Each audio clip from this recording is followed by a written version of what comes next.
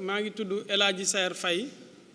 je suis l'adjoint au maire en charge des ressources humaines et de la planification de la commune de Ziguinchor. tey ñoo leen oowoon pour waxtaan ak yéen expliquer leen benn phénomène bu fi am tey ci suba parce que dañoo am mbégteel lool dafa am lu ñu bett ñu nag suñu liggéeykat yi ñu fi nekkal mu nekk agents municipaux yi am benn groupe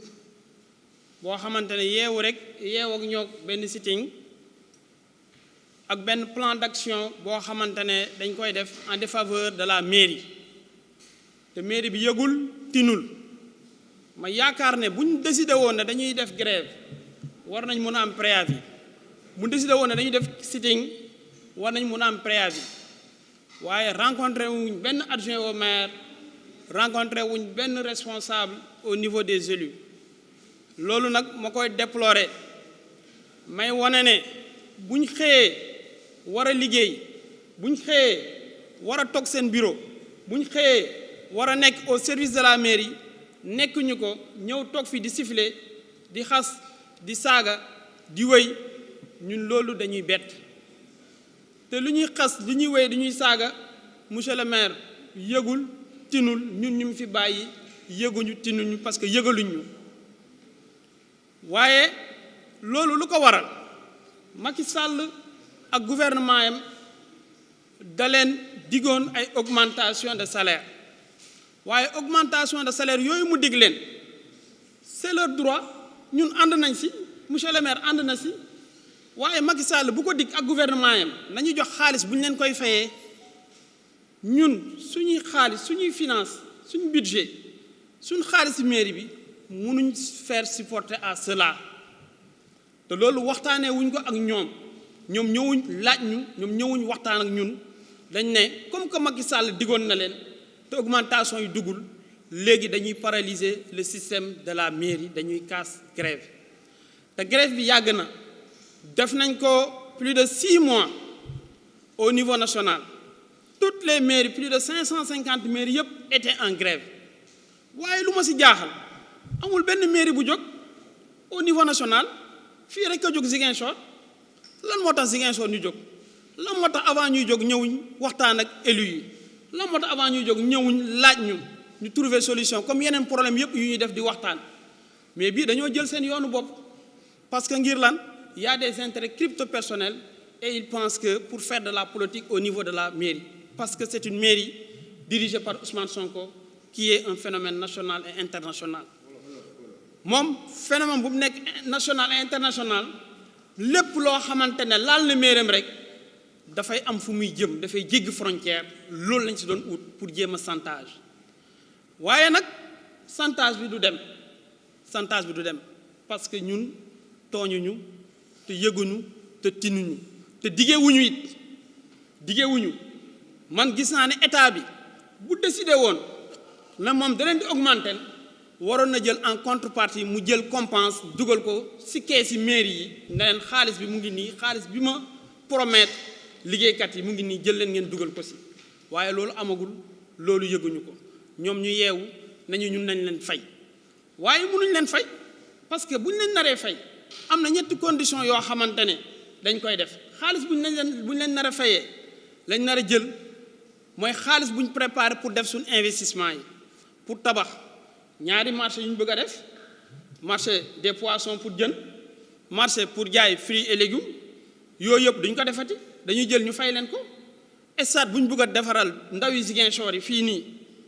ba bëgg nañ ko commencé def nañ appel d'offre def nañ lépp dañoo bëgg ñu bàyyi stade boobu ndaw yi du ñu am stade ñu jël ko fayee leen ko beneen bi dañoo bëgg logement ICP yi logement sage-femme yi centre de santé yi ak yoon yu ñu bëgg a defar bu ñu ko defati nañ jël ñoom ñu fay leen ko ñoom xaalis boobu te monsieur le maire kat diggeewu ko bañ koy diggee fekkeewu ko donc dañuy jaaxal loolu mooy première condition bi deuxième condition bi moo nekk lan dañoo bëgg léegi ñu ne leen dinañ leen fay mais population Ziguinchor dañuy yokk taxes yi ñuy fay seen taxes yi dañ koy yokk te taxes yi kat monsieur le maire waxu ko woon population bi ci plan yam politique am ba muy laaj mairie bi waxu leen woon ne bu ma jëlee mairie bi damay augmenter taxes yi ngeen di fay ba léegi car macha allah Jakarta maa ni ñu ngi fay tailleur yi ñu ngi fay mécaniciens yi ñu ngi fay commerçant yëpp ñu ngi fay déggoo am na rencontré na leen ñëpp ba nga xamante ne ñu ngi liggéey ci jàmm looloo tax ren bu ngeen xoolee suñu budget bi yóbbu nañ ko jëlee nañ ko 2 milliards yóbbu ko ci 6 milliards parce que yooyu yëpp moom dafay liggéey am ay projets plus de 10 projets au niveau du PAI waaye nag liggéeykat yi bu ñu taxawee ne kat na jonn da ngeen ñuy jox suñu xaalis ban xaalis lañ bëgg ñu joxe leen beneen point bi mooy 3e point bi dañoo bëgg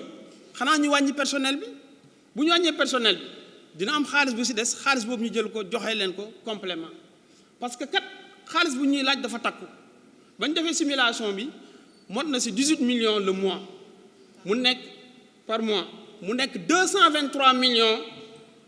l'année une augmentation boo xamante ne day nekk 55% de la masse salariale te prévoir wuñ ko boole wuñ ko ci budget bi validé nañ ko approuvé nañ ko commencé nañ ko exécuter ba on est en cours léegi fan la ñuy jëlee xaalis boobu mairie bi xaalis boobu amu ko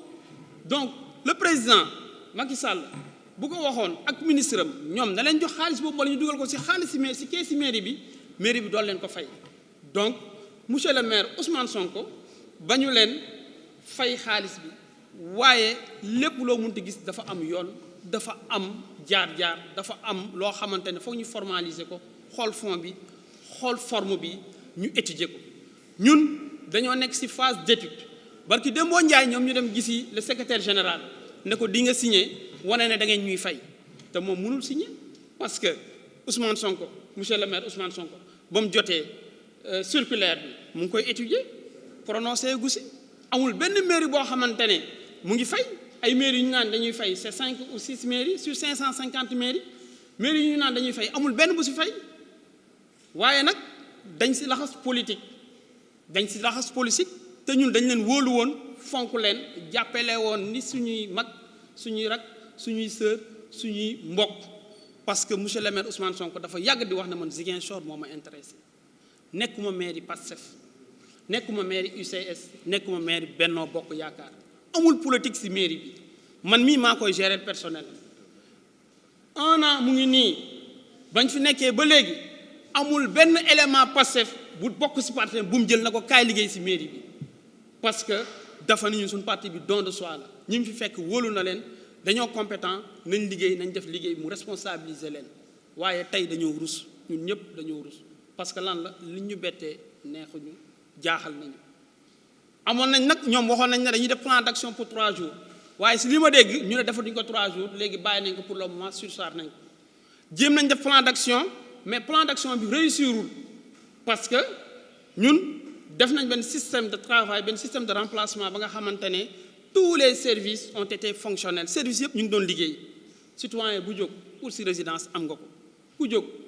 ut si extrait am nga ko te tey léegi nii kat bañ defee décompte bi au niveau des finances tey lu ñu encaissé moo ëpp lu ñu doon encaissé loolu benn mbégte la ak benn bànneex boo xamante ne loolu la donc loolu lay wane ne remplacement bu ñu def it ça nous est un peu favorable man nag maa ngi lancé appel di wax au nom du maire au nom du conseil municipal ne ñun dàquñu kenn ne ñun xëccoowuñu kenn ne ñun bañuñ augmentation mais à condition que l'État bu ko diggee dugal ko ci suñuy caisse parce que ñun suñu finance yu ñuy yor c'est des finances très fragiles et on ne peut pas faire face waaye it mairie bi ay kilifa ñoo fi nekk ay responsable ñoo fi nekk désordre du fi am lépp nañ ko teg ci yoon ñu respecté wante boo amee problème ñu ootante waxtaan trouver une solution d'ensemble je vous remercie merci beaucoup. maa ngi leen di nuyu di leen sant di leen gërëm ci seen teewaay man maa ngi tudd Aïda Bodian madame Sané lu ñu dajale tey fii mooy situation bu déplorable lañu dund tey ci suba ci mairie Ziguinchor situation bi mooy agent yi ñoo génn nee na dañuy grève parce que il faut que ñi signer leen papier buy wone ni ki dañ leen war a yokkal seen salaire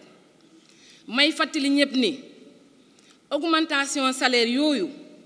monsieur le président de la république moo leen ko dig ne daf leen di yokkal seen salaire ñi doon grève nag ba au dernier moment au mois de mars bi la bind circulaire boo xamante ne day obligé peut-être collectivité locale yi ñu yokk nañ ni ki dafa ñëw fekke déjà mairie bu Ziguinchor bi déjà mu voté budget bi ba pare budget bi voté nañ ko ba pare mu am ligne boo xamante ne pour le fonctionnement investissement donc dafa jël en charge salaire yi ba pare maire mu nekk un grand républicain mun naa wax ni ki man gisuma ci Sénégal ba mu daj maire bu républicain ni sunu maire ndax man gis naa ci moom li mu musul gis nit koo xamante ne say partisans ñoo la fal nga falu ci mairie bi ku dugg ci mairie bi wax ne dalay wax carrément bu ma kenn wax politique moi je suis le maire de tous les Ziguinchorois donc bépp Ziguinchorois bu fi nekk tant que mu ngi def liggéeyam bi correctement dama koy bàyyi mu liggéeyal man ndax résultat laa bëgg donc bu politique jotee kenn ku nekk dina wàcc ñu dem liggéey lu ñu bëgg ñu am ko donc kooku je pense que def na li ko war li muy woote mi ngi ci la nekk donc ça prouve nettement sa constance xalaatul samay partisans wala samay militants déedéet day ne képp koo xamante ne mën nga def sa liggéey bi ñu la sant dama lay bàyyi nga liggéeyal ma c'est pour le bien de la communauté le bien de la commune de Ziguinchor léegi nag tey ñii nga xamante ne peut-être am na ay militangam yoo xamante ne dañoo xaw a mer mais comme projet bi moo leen ñor ñu ci gannaawam léegi nag tey agent yooyu noonu ñoo taxaw contre moom mu nekk loo xamante ne c'est déplorable man de xam naa ne bu dee ñun am nañu déception moom moo ñu gën a am déception ndax xam ngeen ni fu mu nekk nii bi mu déggee solution musul wax ni dinaa leen yokkal wala duma leen yokkal ba tey moom mi ngi ci ay études pour xam qu'est-ce qu'il faut faire concrètement bi wote nañu budget ba pare qu'est-ce qu'il faut faire est-ce que dañuy wàññi employés yi parce que nit ki sa commune bi lu mu mën charge yooyu la mën a jël lu mu mënul du ko mën a jël loolu je pense que l'article 288 précise na ko léegi nag moom il était dans les calculs naka la ñu war a def est-ce que on va diminuer l'effectif ou bien dañuy dem vers les Ziguinchorois ñu ne leen il faut que ngeen yokk taxes yi ou bien qu'est-ce qu'il faut faire pour régler cette situation-là mais malheureusement ñu gis tey agents yi nga xamante ne on ne peut même pas les reconnaître moo tax ñun dañu ne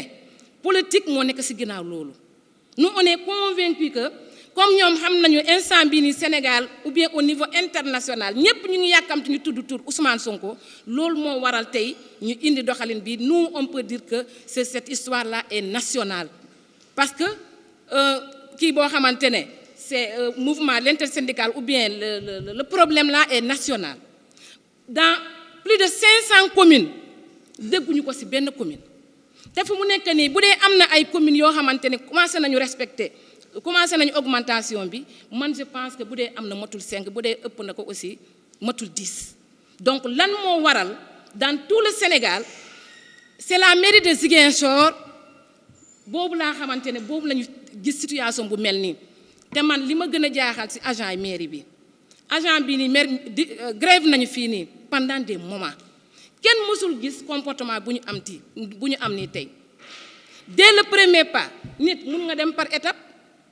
tey nga teg lii bu subaa nga ñëw teg lële mais dès le premier jour comportement bu ñu teg c'est un comportement boo xamante ne c'est honteux dafa doy waar dama bëgg ñu dellu ci à la raison fu mu nekk nii man li may wax mooy soo moytul nag bras de fer bu ñu teg nii man de bu doon man la dañuy dem jusqu'au bout ndax ñoom dañoo déclarer presque la guerre man defoon naa ni ñoom tey dañoo war a rus teg yeneen acte fii ci biir mairie bi ndax ñun sekkuñu ko ak ñoom ñun dañu ne suñuy nawle nañ mais lu ñu wone tey ça prouve nettement le contraire moo tax ñu ne léegi nag comme ñoom teg nañ seen acte ñu yaakaar ne xëy na dina am blocage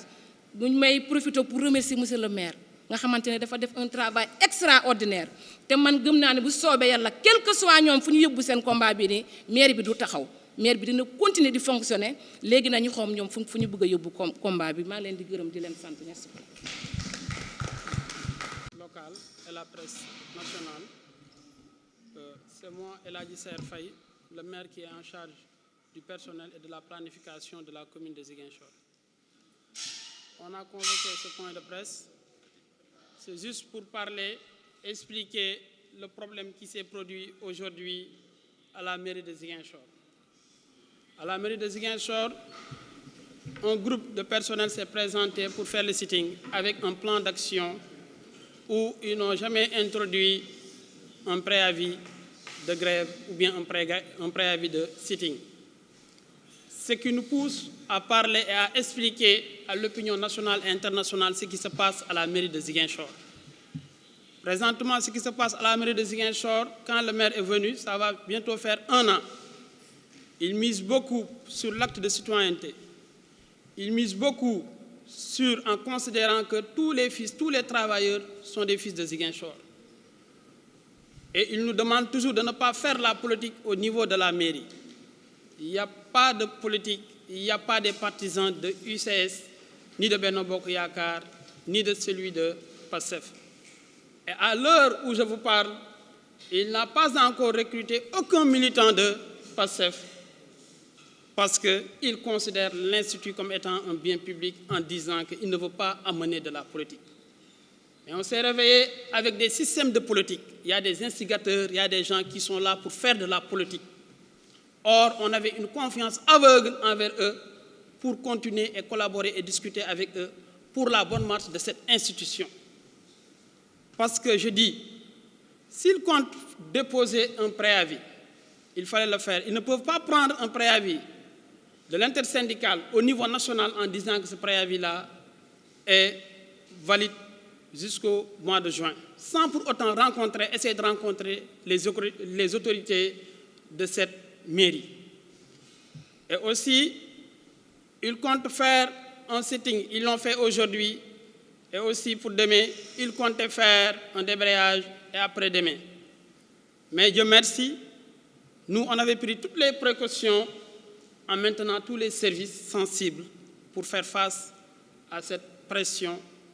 qui n'est pas du tout responsable et qui est indigne des responsables, des délégués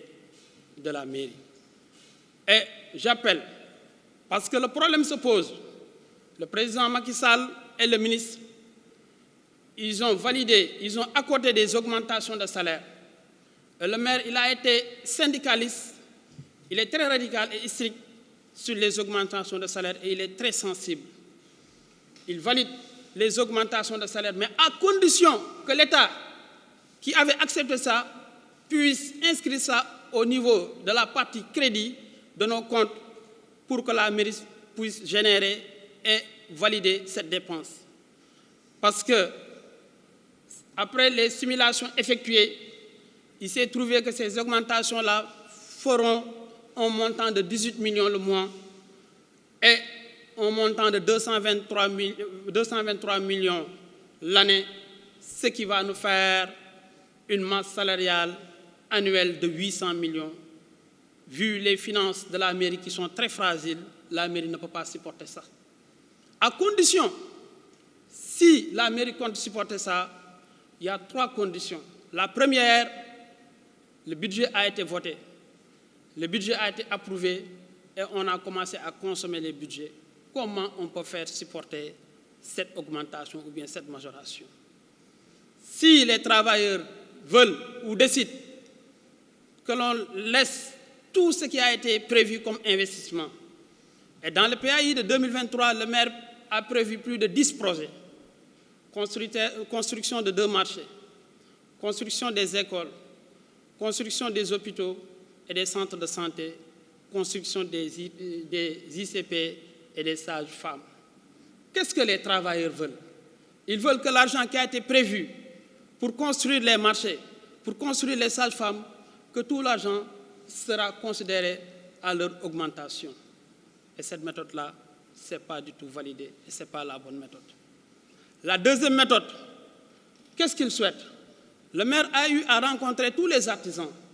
a eu à rencontrer les Jakartaman, a eu à rencontrer les tailleurs, les maçons, les mécaniciens, tout le monde pour les convaincre, pour leur montrer l'acte de citoyenneté qu'ils misent militer au sein de la mairie. Et la rencontre a été favorable envers la mairie et présentement, tout se passe très bien. Tous ces secteurs d'activité-là payent des impôts. Mais avec l'augmentation des travailleurs, ils souhaitent que ce que le Jakartaman paye comme 3 000, si on décide de les augmenter, le prix sera augmenté, donc ils vont payer 9 000 ou 15 000.